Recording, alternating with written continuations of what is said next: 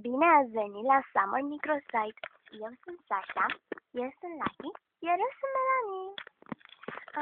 Noi am făcut campingul pentru un mod de a ne distra. În niciun caz pentru a da autografe. Exact, l-am făcut, mai bine zis, pentru a ne juca, așa că n-avem ce să facem. Exact. Bun. Haideți să răspundem și la întrebările puse de membri. Viviana m-a întrebat cum este să ai o blăniță moale și care să nu o murdăresc. Păi, hei bine, eu sunt un Merkin Snow, așa că încă nu mi-am murdărit blănița și încă nici nu sper să mi-o murdăresc. Și cum este să fiu o vulpe polar? Păi, este super.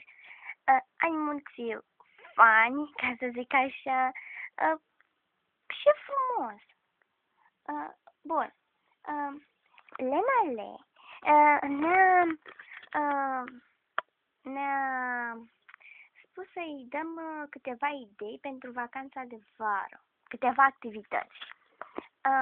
Păi, eu zic că dacă ar fi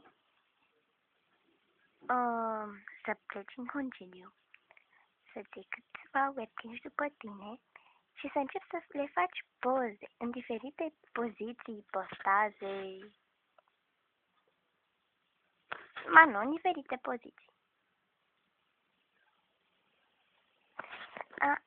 Și să-ți mai iei și niște cărți de citit, chiar dacă este vacanță. Nu strică niciodată să citești. Mie personal îmi place să citesc. Da. Bun.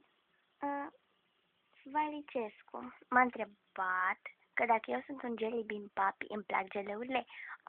Îmi plac geleurile la nebunie. Aș mânca toată ziua jeleuri, numai că nu prea sunt așa sănătoase. Bun. Tot Valicescu a pus o întrebare pentru Melanie dacă îi place să se cațere pe stânci.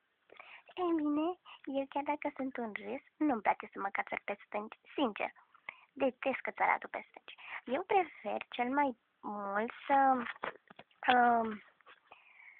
stau cu mintea, să stau tolănită și aș dormi, cred că aproape toată ziua. Și acum o întrebare din nou pentru Sasha. Dacă îți place să trăiești la Polul Nord? Păi, sinceră să fiu,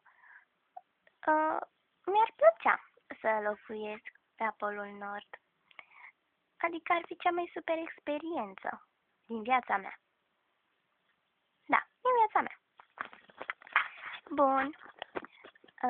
Acesta a fost videoclipul cu micile noastre vedete de la Summer Microsite. Pa, pa!